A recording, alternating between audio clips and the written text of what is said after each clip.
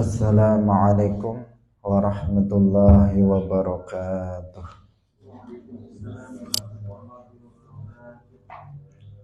Alhamdulillahi rabbil alamin.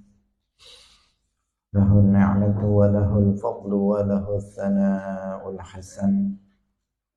Wassalawatullahil barrir rahim wal malaikatil muqarrabin ala sayyidina wa maulana Muhammadin wa ala alihi wa ashabihi tayyibin tahirin. Allahumma la sahla illa ma ja'altahu sahla wa anta taj'alul hazna idza syi'ta sahla. Allahumma arzuqna al-ikhlasa fil niyyati wal qawli wal amal. Wa ba'du.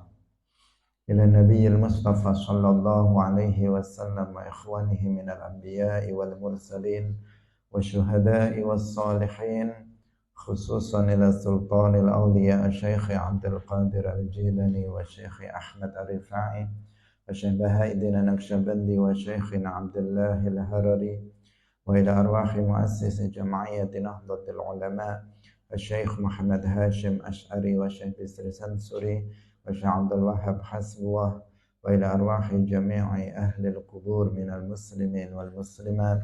Al-Fatihah. A'udzu billahi minasy syaithanir rajim. Bismillahirrahmanirrahim. Alhamdulillahi rabbil alamin. Ar-Rahmanir Rahim. Maliki yaumiddin. Iyyaka na'budu wa iyyaka nasta'in. Ihdinas siratal mustaqim. Siratal ladzina an'amta 'alaihim ghairil maghdubi 'alaihim waladdallin. Amin. Hadirin hadirat kaum muslimin muslimat, pemirsa Madu TV rahimakumullah. Alhamdulillah, mari kita bersyukur kepada Allah Subhanahu wa taala. Pagi hari ini Allah Subhanahu wa taala mentakdirkan kita untuk bisa kembali bersama-sama berkumpul dalam majelis ilmu. Saat-saat seperti ini, yaitu waktu yang kita gunakan untuk menuntut ilmu, adalah waktu yang terbaik di antara atau dibandingkan dengan waktu-waktu yang kita gunakan untuk selainnya. Maka semoga Allah Subhanahu wa taala memberkahi majelis kita ini dan kita semuanya yang hadir mendapatkan ilmu yang bermanfaat, barokah fid dunya wal akhirah. Amin ya rabbal alamin. Salawat dan salam semoga tetap tercurahkan, terlimpahkan kepada Nabi Muhammad sallallahu alaihi wasallam, para sahabatnya, keluarganya, serta seluruh umat Islam yang mengikuti beliau ila yaumil qiyamah. Hadirin rahimakumullah, kita ikhlaskan niat kita masing-masing, kita ngaji lillahi ta'ala. Qala al-muallif rahimahullahu ta'ala babul khiyar. Kita masuk pada bab yang baru, tapi tetap pada kitabul buyu'. Babul khiyari utawi iki iku nerangaken khiyar, utawi iki iku bab nerangaken khiyar. Wa ani bin Umar radhiyallahu anhuma, khiyar itu adalah hak untuk memilih antara melanjutkan jual beli atau membatalkannya. Jadi hak yang dimiliki oleh penjual maupun pembeli untuk melanjutkan jual belinya atau membatalkannya. Itu yang disebut dengan khiyar. Jadi penjualnya masih bisa membatalkan penjualannya, pembelinya masih bisa membatalkan pembeliannya. Nah, itu yang disebut dengan khiyar. Hak memilih antara melanjutkan atau membatalkan jual beli. Wa ani bin Umar, Abdullah bin Umar radhiyallahu anhuma, an Rasulillah, saking Rasulillah sallallahu alaihi wasallam, qala, wasdawuh sapa Rasulullah, idza tabaya'a, tatkalane padha saling dol tinuku sapa ar-rajulani wong lanang, faqul wahidin, yani meskipun disebut rajulani tetapi yang dimaksud juga orang perempuan juga. Faqul wahidin, mongko utawi saben-saben suci minhuma saking ar-rajulani iku bil khiyari, duweni khiyar, malam yatafarraqa, selagine urung pisah sapa karone, sapa rajulani. Wa kana lan ana sapa rajulani iku jami'an sekabehane. Au yukhayyir utawa becik aweh khiyar sapa ahaduhuma salah sijine rajulani al-akhara kang ingkang weneh. Fa in khayyara, mongko lamun aweh khiyar sapa ahaduhuma salah sijine rajulani al-akhara ingkang weneh, fatabaya'a, nuli dol tinuku sapa karone ala zalika ing atase mangkono-mangkono khiyar, faqad wajaba, mongko teman-teman wis tetep alba al-bai'u dol tinuku.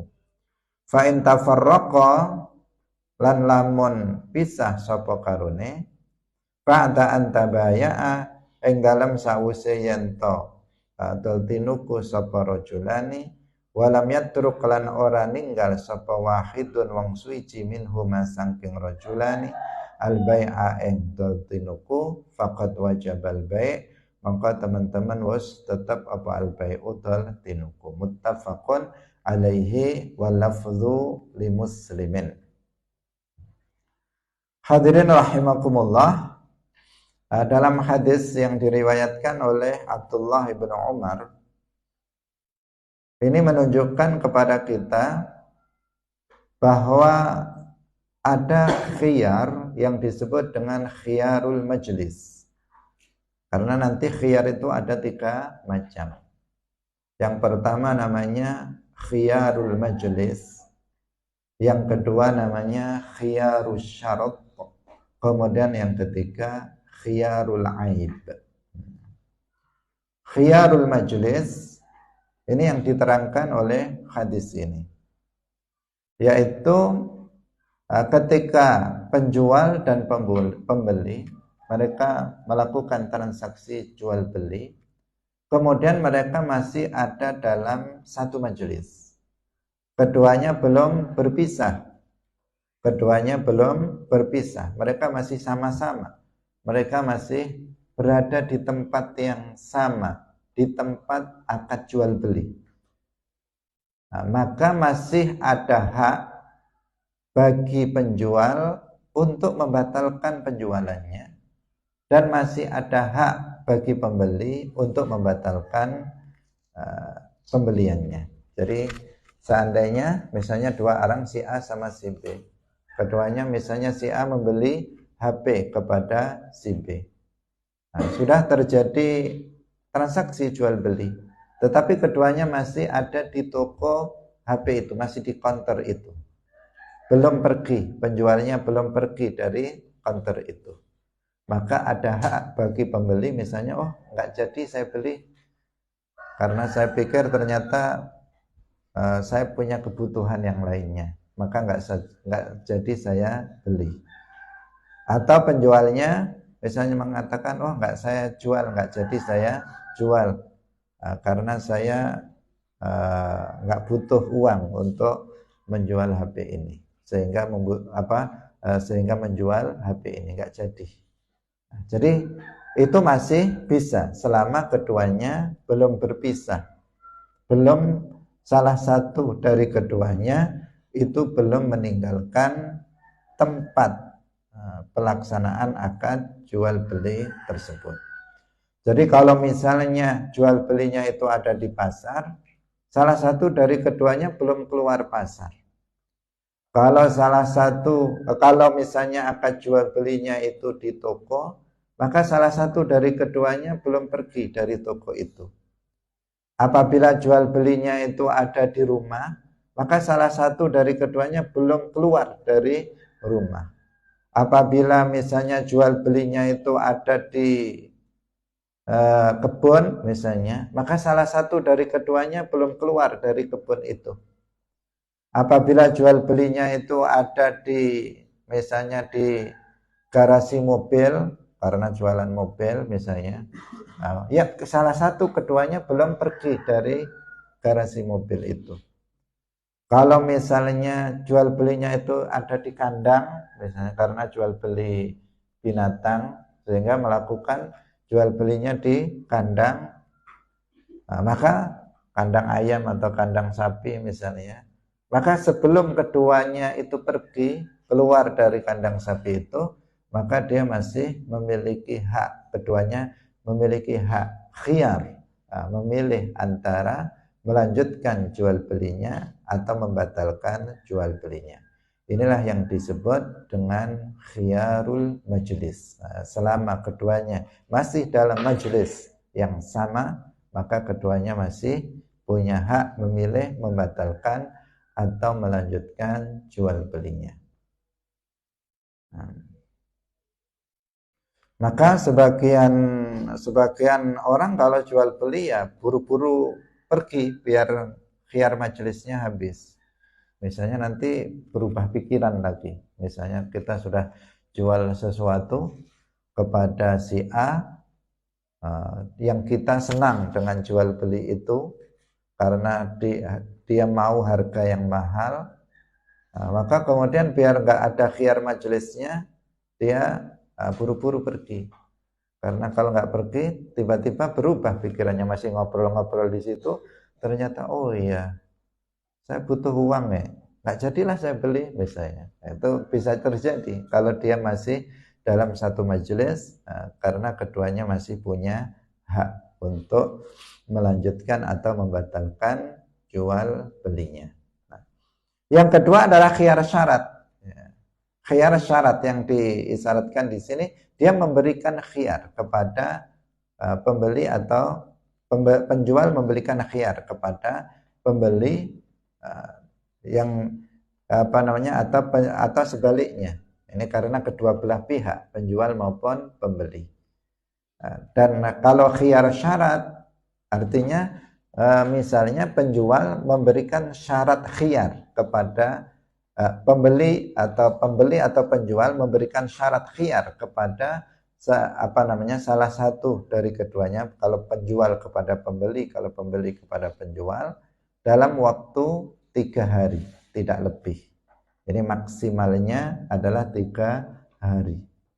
Jika misalnya penjual memberikan khiyar, ini sudah melakukan akad jual beli, ya silakan nanti kamu pikir dulu selama 3 hari. Jika kamu ingin membatalkan, saya persilahkan. Jadi saya beri hak khiyar selama 3 hari untuk memilih membatalkan atau melanjutkan jual belinya. Maka di sini berarti ada khiyarus syarat. Selama 3 hari si pembeli dia bisa berpikir apakah dia akan lanjutkan atau dia akan batalkan jual belinya tersebut. Ini yang disebut dengan khiyarus syarat. Kemudian yang ketiga adalah khiyar al-aib. Khiyarul aib. Khiyarul aib itu hak untuk membatalkan atau melanjutkan jual belinya ketika seseorang mendapati sesuatu yang dibelinya itu terdapat aib. Ini sudah sedikit kita singgung dalam pertemuan sebelumnya. Jadi misalnya kita membeli HP. Ini contohnya HP saja karena yang mudah ya. Kita jual beli bisa berbagai macam yang kita beli, bisa jual beli binatang yang halal untuk diperjualbelikan, bisa beli baju, bisa beli kopiah, bisa beli rumah, bisa beli tanah, bisa beli motor, bisa beli mobil, macam-macam. Nah, bisa beli HP, kita contohkan berkali-kali. Jadi misalnya kita beli HP, nah, sudah terjadi jual beli. Kita lihat, wah ini mantap ini, HP-nya bagus, masih sepertinya masih masih bagus. Nah, dia pun melakukan jual beli. Nah, setelah dibawa pulang, dinyalakan HP-nya, ternyata 10 menit kemudian sudah mati baterainya. Wah, ternyata baterainya bermasalah, sudah suwak, sudah suwak, nggak tahan lama, sebentar saja dia sudah mati. Maka di sini ada khiyarul aib namanya, berarti ada aib pada HP itu. Di sini kalau dia ingin membatalkan, pembeli itu ingin membatalkan jual belinya, maka dia harus langsung fauron, dia langsung pulangkan HP itu, kembalikan HP itu kepada si penjual. Nggak boleh dia untuk menunda-nundanya tanpa ada uzur. Apabila dia menundanya tanpa ada uzur, maka khiyarnya itu sudah hilang nanti. Misalnya tanpa ada uzur, kemudian nanti aja seminggu lagi saya kembalikan, nggak bisa. Begitu seseorang mendapati ada aib, maka dia harus segera langsung fauran untuk mengembalikan barang tersebut apabila dia ingin membatalkan jual belinya. Tapi kalau dia tidak ingin membatalkan jual belinya, ya udah nggak masalah. Memang harganya murah, ya pantas saja. Misalnya ternyata baterainya yang bermasalah. Kalau fisiknya memang kelihatannya mantap, bagus, tapi ternyata dalamnya yang bermasalah. Pantesan tadi murah sekali. HP kayak begini biasanya 5 juta. Ini cuma 1 juta. Saya langsung mau. Ternyata baterainya bermasalah, ada aib. Nah, tapi dia terima ya memang harganya segini, ya saya terima aja. Nanti saya ganti baterainya misalnya. Ini namanya apa?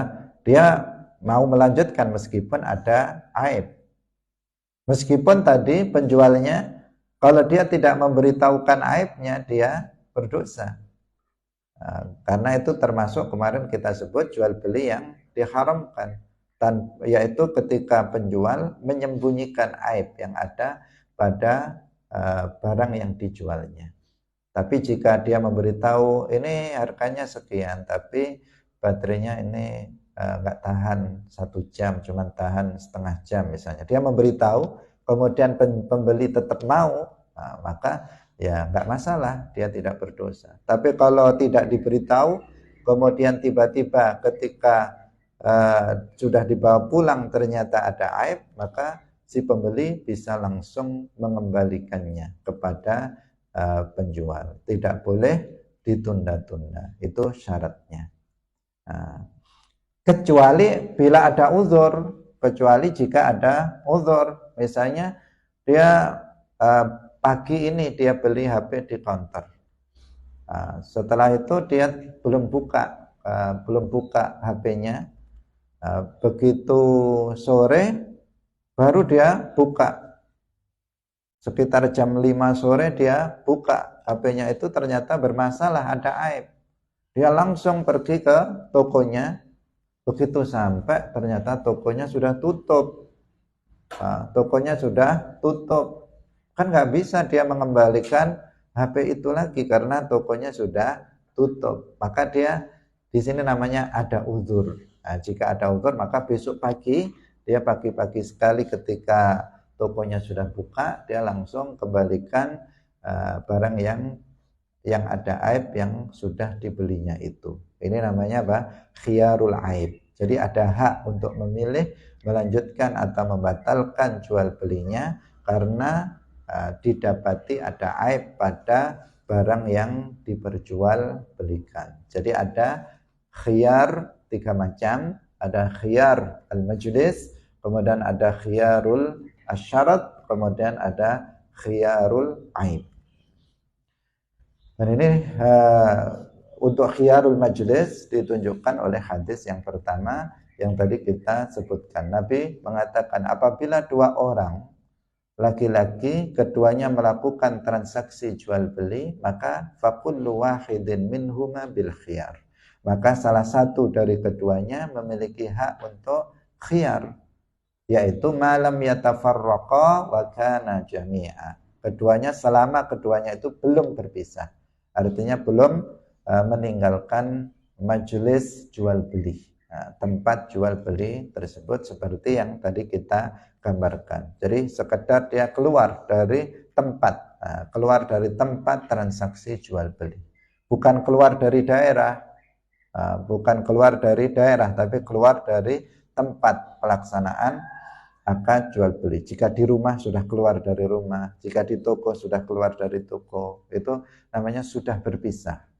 Meskipun dia masih ada di kota itu, meskipun dia masih ada di kampung itu, tetapi jika sudah meninggalkan tempat jual beli, maka dikatakan sudah berpisah di antara kedua orang penjual dan pembeli. Hadirin rahimakumullah.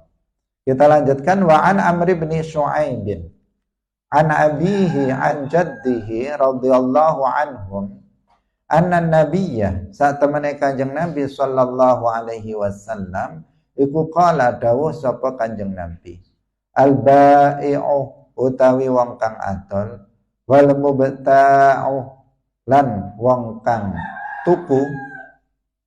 Kalau ba'a yabi'u artinya menjual. Kalau ibta'a yabta'u artinya membeli. Nah, sehingga mubta' itu artinya orang yang membeli. Kalau ba'i' itu orang yang menjual. Bil khairi al bai'u ta'i wong kang atal wal mubta'u lan wong kang tuku iku bil khiyari, duweni khiyar. Hatta yatafarraqa sehingga pisah sapa karune al bai' wal mubta' illa antakuna kejaba yen ta ana safqata khiyarin safqata khiyarin kesepakatan khiyar. Ini yang disebut dengan khiyarus syarat. Khiyarus syarat. Wala yahillu lan ora halal lahu ketuwe bae utawa mubta apa ayu fariqahu ing yen to ninggalaken mubta atau bae khasyata ayastaqilahu krana wedi yen to amrih batalaken sapa batalaken tultinuku sapa mubta ing bae atau sebaliknya. Hadirin rahimakumullah. Hadis yang kedua ini menjelaskan 2 jenis khiyar yang tadi sudah kita sebutkan. Yang pertama adalah khiyarul majlis dan yang kedua adalah khiyarus syarat. Khiyarus syarat ditunjukkan pada hadis, pada sabda Nabi, illa antakuna safqata khiyar, kecuali apabila ada kesepakatan untuk khiyar, untuk hak khiyar. Misalnya dalam majelis jual beli, saya beli barang kamu dengan harga sekian, tapi saya saya meminta untuk bisa diberi waktu 3 hari untuk memilih antara nanti lanjut atau membatalkan akad jual belinya. Itu namanya safqata khiyar. Jadi ada syarat untuk khiyar selama 3 hari. Maksimalnya itu 3 hari, tidak lebih dari 3 hari. Kalau sudah 3 hari lebih, ya nggak boleh dikembalikan lagi atau dibatalkan lagi. misalnya sudah seminggu, sudah sebulan, nggak jadi saya jual atau nggak jadi saya beli, nggak boleh. Atau kalau misalnya nggak ada syarat khiyar, maka kalau sudah bisa nggak bisa untuk dikembalikan lagi. Misalnya beli baju sudah keluar dari pasar atau keluar dari toko baju itu, nggak boleh dia kembali lagi kemudian dikembalikan bajunya. Itu kan akan mengecewakan penjual. Sudah dia senang dapat duit, ternyata dibatalkan. Apalagi sudah 1 minggu uangnya sudah habis untuk makan, ternyata yang tadi beli balik lagi, saya nggak jadi saya beli. Uangnya sudah dimakan oleh penjualnya, pembelinya datang lagi. Gimana itu? Karena itu ada aturan ya, dalam jual beli pun ada aturan. Kalau dia nggak memberikan khiyar syarat, ya sudah, ketika berpisah sudah nggak bisa dia membatalkannya. Tapi kalau memberikan khiyar syarat, maka maksimal 3 hari, tidak lebih dari 3 hari. Kalau lebih, misalnya dengan syarat nanti saya pilih khiyar selama seminggu, nggak bisa. Selama 3 hari saja itu maksimalnya. Kemudian ini ditunjukkan oleh illa antakuna safqata khiyar. Kemudian ada wala yahillu lahu ayyufariqahu khasyata ayastaqilahu. Wala yahillu itu kalau diterjemahkan secara harfiah artinya tidak halal, berarti haram. Kalau tidak halal berarti haram. Tetapi sebagian para ulama mengatakan bahwa maksud la yahillu itu adalah makruh, bukan haram. Bukan haram, tetapi makruh. Sehingga maknanya menjadi tidak atau menjadi makruh. Makruh bagi seseorang untuk meninggalkan majelis akad jual beli karena takut orang itu akan membatalkan jual belinya. Itu hukumnya dimakruhkan, seperti yang tadi sudah kita sebut. Jadi misalnya saya melakukan jual beli dengan kamu, tadi kita contohkan jual HP. Biar dia tidak membatalkan penjualannya, saya misalnya sebagai pembeli, agar dia tidak membatalkan penjualannya, begitu saya beli langsung saya pergi, buru-buru saya pergi dari tempat itu. Itu namanya ayastaqilahu. Tujuannya apa? Dia pergi itu tujuannya biar biar nanti khiyarnya habis, sehingga nggak bisa penjual membatalkannya. Atau sebaliknya kita yang menjual, ini yang lebih banyak, karena yang menjual ini yang dia membutuhkan uang kan. Ketika kita menjual sesuatu, kita membutuhkan uang dan keuntungan. Ketika kita sudah, misalnya tadi saya jual HP kepada kamu, nanti takut dia membatalkannya. Karena takut dia membatalkannya, begitu sudah akad saya jual, dia bilang saya beli, udah langsung saya permisi ya, saya mau pulang, langsung dia segera, nggak basa-basi atau nggak ngobrol dulu di majelis itu, dia langsung pergi. Tujuannya apa? Tujuannya agar si pembeli itu tidak membatalkan pembeliannya. Ini hukumnya makruh jika tujuannya itu. Nah, tetapi jika tujuannya bukan itu, dia memang segera meninggalkan majelis itu. Tetapi dalam hatinya tujuannya adalah agar dia cepat untuk bisa memanfaatkan barang yang dibelinya itu, atau barang yang hasil dari penjualan itu. Misalnya dia tadi beli HP, wah ini saya pengen segera memakai HP ini, maka begitu di toko itu dia langsung segera pergi agar dia segera bisa nyoba barang yang baru saja dibeli itu. Atau dari sisi penjual, dia segera pergi agar dia bisa memanfaatkan uang yang didapatnya untuk belanja. maka itu nggak masalah. Sama-sama di sini sama-sama bersegera meninggalkan majelis, tetapi bedanya yang pertama tadi tujuannya agar nggak ada khiyar majelis, ada khiyar majelisnya cepat hilang, cepat habis, itu maksudnya. Agar khiyar majelisnya cepat habis sehingga dia buru-buru untuk meninggalkan majelis itu. Ini tujuannya itu agar tidak ada pembatalan jual beli. Kalau tujuan itu sebagian ulama mengatakan hukumnya makruh.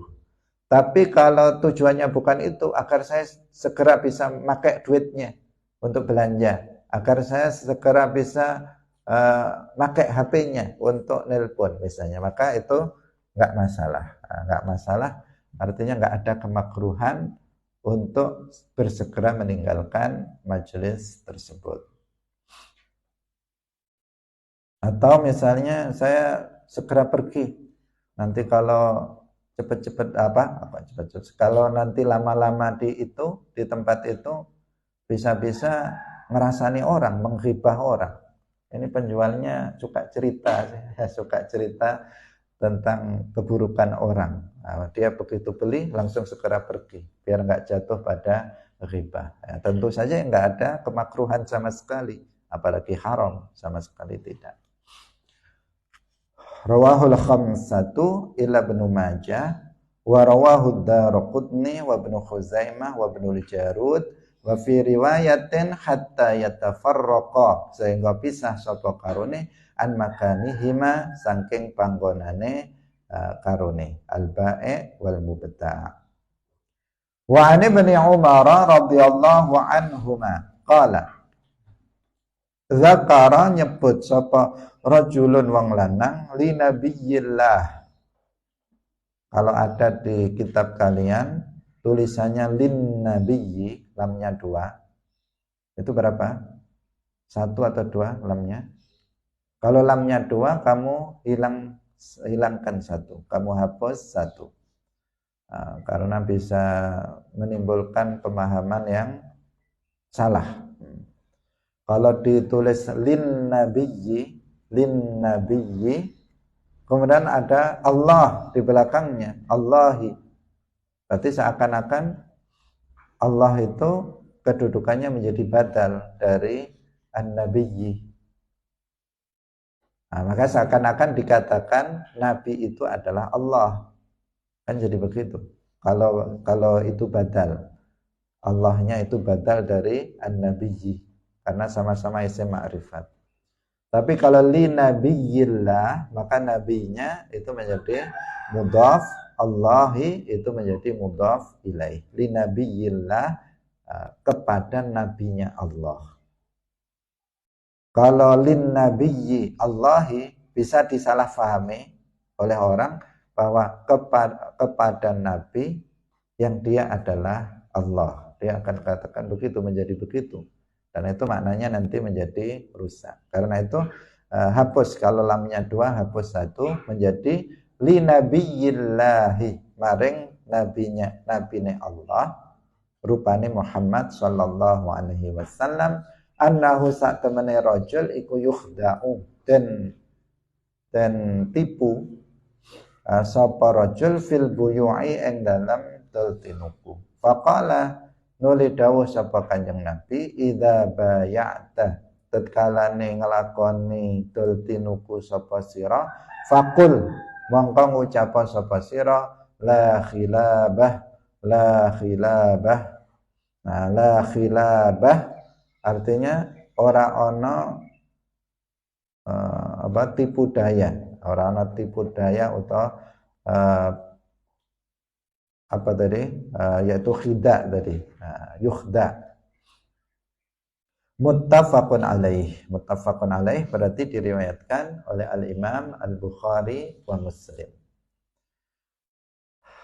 Hadirin rahimakumullah, ada seseorang datang kepada Nabi, dia menceritakan kepada Nabi bahwa dia itu ditipu. Ada orang yang melakukan khida dalam jual beli kepada beliau. Sehingga Nabi bersabda, jika kamu melakukan jual beli maka katakanlah la khilabah. La khilabah artinya tidak ada khida dalam jual beli. Juga tidak ada ghubun dalam jual beli. Tidak ada ghubun dan tidak ada khida. Apa ghubun itu? Ghubun itu adalah yang kemarin kita juga sudah singgung, yaitu apabila seseorang memperlihatkan seolah-olah harga barang itu murah padahal harganya itu mahal. Jadi dia seakan-akan dia apa istilahnya itu yuhim ya, yuhim dalam bahasa Arabnya itu yuhim, dia memberikan sebuah pandangan seolah-olah harga yang dia tetapkan untuk dia itu murah, tapi sebenarnya itu adalah mahal. Dia bilang, misalnya sering kita dengar para penjual di toko-toko itu dia mengatakan ini murah ini. Kalau di toko sana harganya sekian, harganya di sana 1 juta, di sini cuma 500. Ini harga teman ini, harga teman. Nah, karena kamu teman saya, ini saya kasih 1 juta. Padahal ternyata di toko sebelah itu cuma 500.000.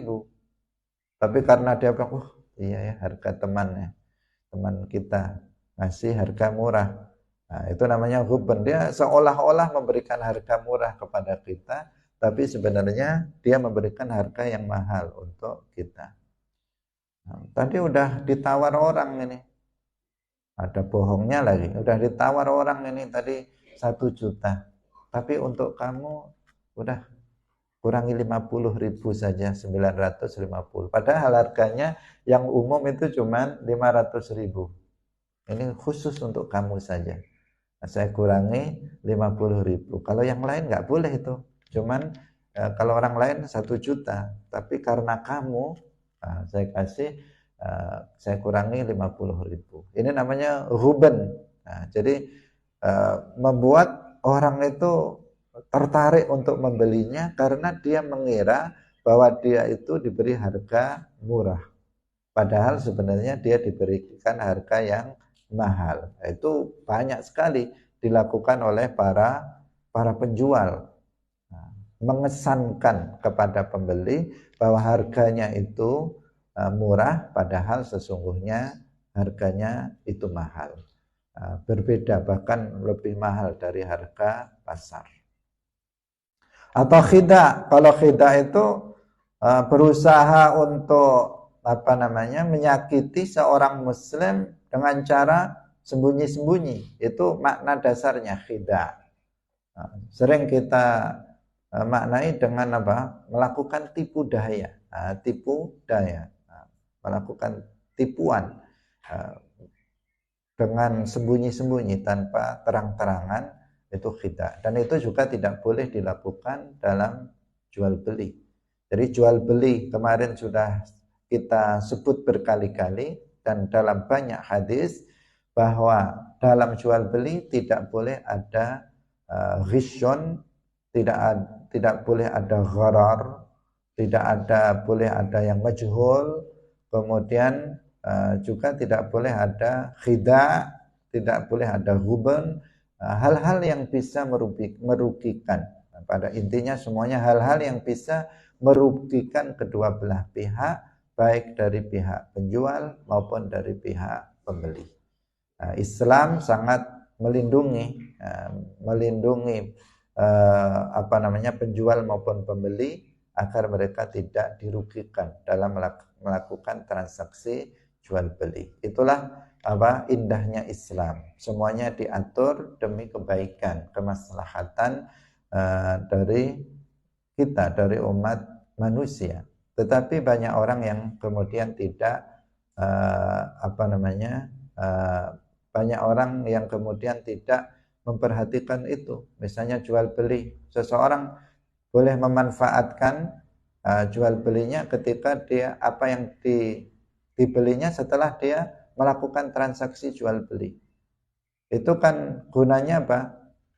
Gunanya adalah untuk menjaga jangan sampai ada yang dirugikan dari salah satu kedua belah pihak. Kadang ada seseorang yang beli sesuatu, udah dibeli, dipakai dulu oleh dia. Atau orang misalnya makan di warung misalnya, dia belum tahu harganya. Sebagian warung ada sudah tahu, sudah tertera, oh ini harganya sekian. Bahkan diberi daftar menu terkadang, itu sudah jelas. Tapi ada juga warung-warung yang kemudian tidak ada daftar menunya, sehingga nggak tahu ini harganya berapa, tidak tahu. Sebagian warung sengaja seperti itu, melakukan itu. Sehingga sudah kadang orang masuk warung dia langsung memakannya sebelum melakukan transaksi jual beli. Sebelum diketahui ini berapa, satu piring ini lauknya ayam sama apa, ayam sama sayur misalnya berapa, dia belum tahu, langsung sudah dimakan habis. Setelah dimakan ternyata mau dibayar, berapa ini? Oh ini 100.000 satu piring. Wah 100.000, saya kira 10.000, ternyata 100.000. Ini kan, terus mau gimana? Sudah kamu makan, mau kamu batalkan, sudah dimakan, nggak bisa. Nah, akhirnya apa? Artinya yang bilang nggak bisa itu apa? Penjualnya. Sudah kamu makan, akhirnya kan dirugikan. Ini kalau saya beli di warung sebelah dapat 10 kali saya makan, saya beli di sini cuma sekali makan habis uang saya. Kecewa pembelinya gara-gara tadi itu. Dalam Islam semestinya ya dia harus tahu dulu harganya. Wong jual beli kok nggak tahu harganya, kemudian dia manfaatkan sebelum terjadi jual beli. Nah, ini hanya untuk menunjukkan betapa Islam itu aturan yang dibuatnya adalah untuk kemaslahatan, untuk kebaikan. Kalau misalnya jual beli ya untuk kebaikan si penjual dan kebaikan si pembeli. Adanya khiyar, hak memilih untuk melanjutkan, membatalkan, untuk menjaga kemaslahatan penjual maupun pembeli. Adanya jual beli yang diharamkan, yang jual beli majhul diharamkan, jual beli yang ada gharar diharamkan, itu adalah dalam rangka menjaga kemaslahatan kebaikan dari penjual maupun pembeli. Nah, sekarang kita lanjutkan pada hadis berikutnya, masuk pada babur riba. Nah, masih ada waktu, kita berikan muqaddimah seputar masalah riba. Babur riba utawi iki iku bab nerangaken riba.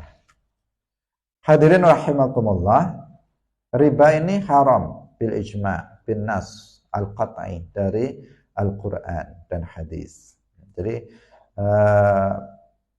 keharaman riba itu enggak ada khilaf di antara para ulama. Semua para ulama dari 4 mazhab mengatakan riba itu haram. Enggak ada satupun para ulama yang mengatakan riba itu halal. Kalau ada seseorang menghalalkan riba, maka bisa membahayakan akidahnya, karena dia menghalalkan sesuatu yang haram bil ijma' dan maklum minad din bid darurah. Bisa membahayakan akidah orang yang menghalalkan riba. Dalam Al-Quran sudah ditegaskan ahallallahu al-bai'a wa harramar riba.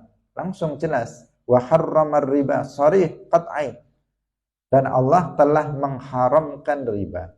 Ahallallahu al-bai'a, Allah telah menghalalkan jual beli, wa harramar riba, dan Allah telah mengharamkan riba. Sangat terang, jelas, qat'i, tidak bisa dibantah bahwa Allah itu mengharamkan riba. Sedikit atau banyak, semuanya yang namanya riba itu adalah haram. Ini yang pertama yang perlu kita perhatikan. Kemudian yang ketiga, yang berikutnya, yang kedua, riba ini terjadi pada barang-barang tertentu yang diperjualbelikan, pada barang-barang tertentu, sehingga para ulama merumuskan yang disebut dengan illatur riba. Illah ar-riba. Illatur riba itu hanya dua. Yang pertama itu adalah naqd, yaitu emas dan perak. Kemudian yang kedua adalah mat'umat, makanan. Jadi emas dan perak yang pertama, yang kedua adalah makanan. Jual beli emas perak atau jual beli makanan. Makanan yang dimaksud di sini berupa makanan atau bahan makanan, seperti gandum, seperti beras, seperti jagung, ini bahan makanan. Di situ nanti akan ada riba atau jenis makanan yang lainnya. Jadi mat'umat, makanan, atau naqd, yaitu kalau naqd itu hanya dua, emas dan perak. Logam tidak masuk dalam naqd. Hadirin rahimakumullah, ini pertama yang harus dipahami kalau kita ingin memahami persoalan riba.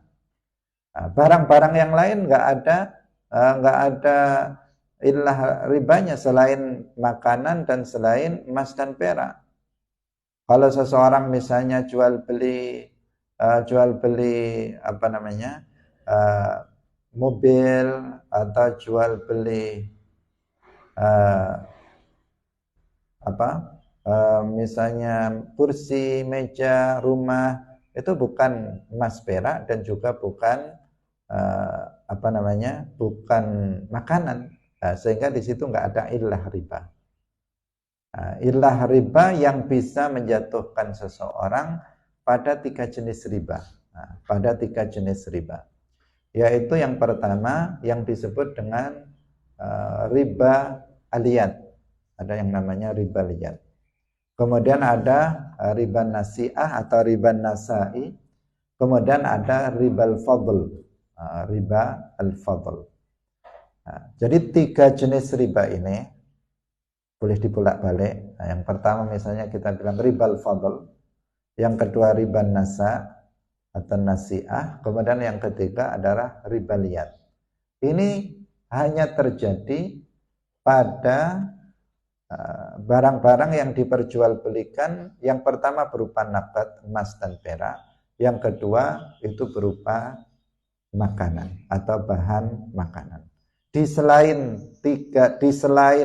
naqd dan mat'umat itu enggak ada riba, tidak ada ribanya. Baik, kita sekarang jelaskan satu persatu meskipun secara global tentang masalah ini.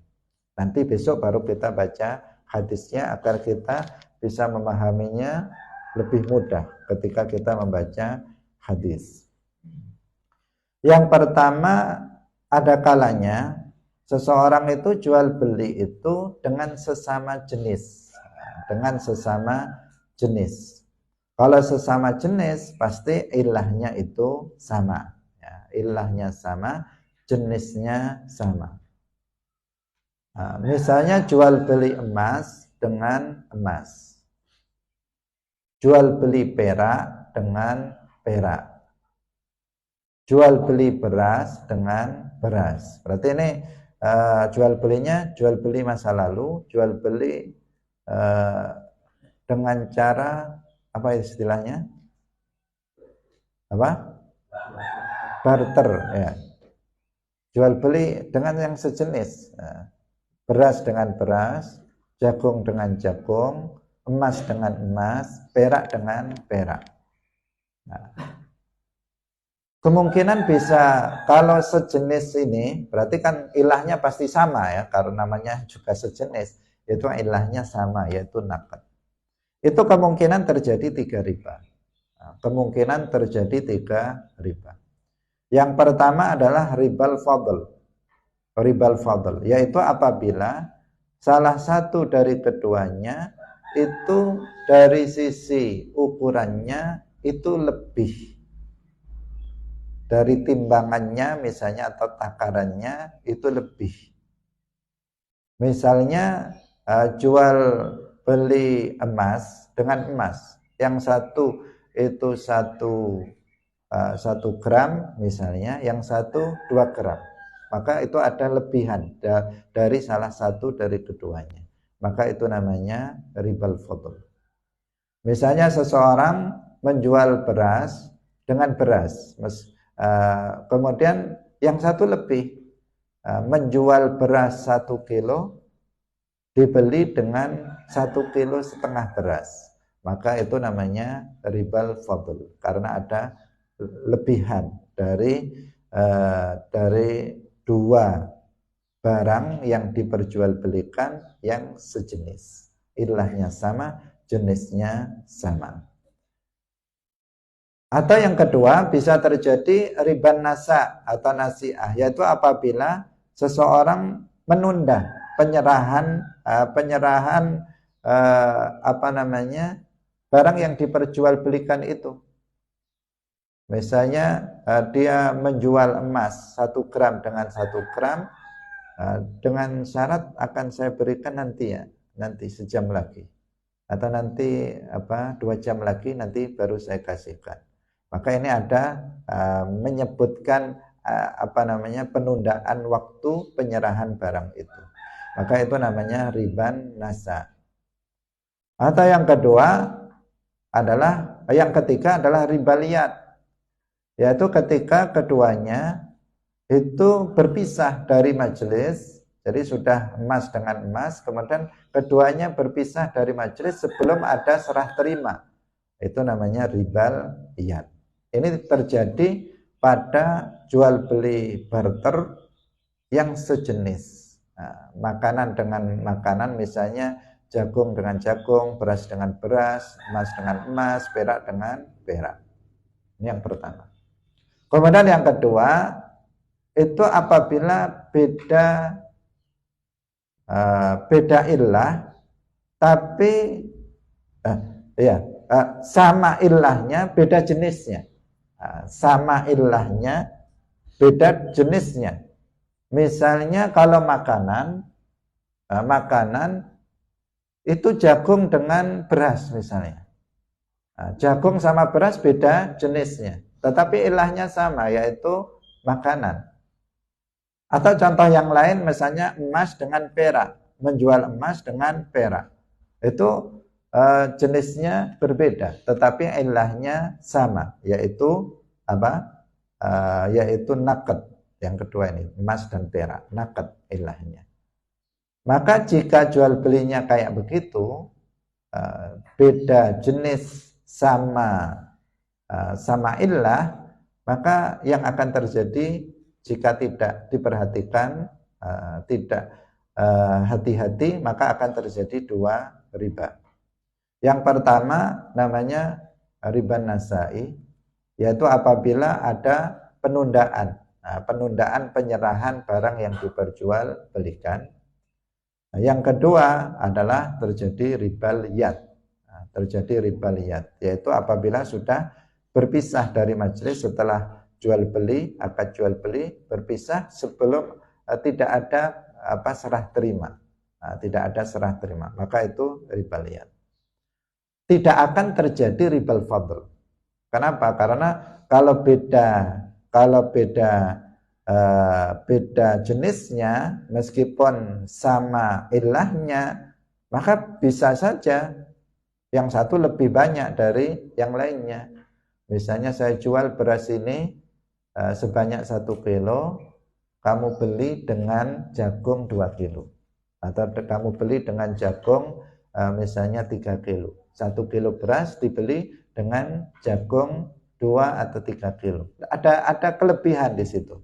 Itu enggak masalah. Maka enggak terjadi ribal fadl dalam jual beli yang beda jenis, satu illah. Kalau yang pertama tadi apa? Sama jenis, sama illah. Kalau dikatakan sama jenis ya pasti sama ilahnya, karena emas dengan emas, perak dengan perak, padi dengan padi, jagung dengan jagung, pasti sama jenis dan sama illah. Yang kedua ini beda jenisnya, jagung dengan padi, emas dengan perak, tapi ilahnya sama, naqd. Yang ketiga, apabila ilahnya beda, maka nggak ada riba, nggak ada kemungkinan terjadinya riba. Misalnya membeli padi, membeli beras dengan emas, maka di sini nggak akan ada riba. Nggak ada syarat tiganya itu apabila dilanggar, misalnya ada kelebihan di salah satu pihak, nggak riba. Apabila ada penundaan juga tidak riba. Jika misalnya ada berpisah sebelum taqabud, itu juga tidak ada riba di sini. Nah, karena itulah kalau kita mengikuti mazhab Syafi'i, maka jual beli yang pada umumnya kita lakukan, misalnya membeli beras dengan duit logam atau duit kertas, itu nggak ada ribanya. Demikian juga kalau kita misalnya membeli membeli emas dengan uang. Nah, sekarang kalau kalian beli emas di toko emas, kan kalian bukan pakai emas, tetapi pakai apa? Pakai uang kertas. Maka di sini tidak ada riba menurut mazhab Syafi'i. Tapi kalau mengikuti mazhab yang lainnya, emas itu nanti disamakan dengan uang kertas atau uang logam yang bukan emas. Kalau dulu itu uang kan emas ya, emas atau perak. Kalau emas namanya dinar, kalau perak namanya dirham. Itu masa lalu. Sekarang uang itu bukan emas dan perak. Sampai dinar dan dirham yang dipakai di Timur Tengah itu bukan emas. Namanya saja mata uangnya dinar, tapi dia bukan emas. Namanya saja dirham, tetapi dia tidak terbuat dari perak. Yang ada sekarang itu nama mata uang. Nah, kalau di Indonesia nama mata uangnya rupiah, itu pakai kertas, ada yang pakai logam. Nah, yang seperti itu kalau dalam mazhab Syafi'i nggak bisa disamakan dengan emas dan perak. Tetapi kalau dalam mazhab lain seperti mazhab Hanafi, itu disamakan dengan emas dan perak, sehingga itu juga masih berlaku riba. Artinya ada ilah ribanya berupa naqd kalau emas. Tapi kalau dia membeli misalnya makanan dengan uang logam atau rupiah, kemungkinan ribanya dua tadi. Karena enggak ya, kalau dia membelinya makanan dengan perak, enggak ada riba juga, karena di situ beda ilah, beda jenis. Beda kalau misalnya seseorang jual beli uang.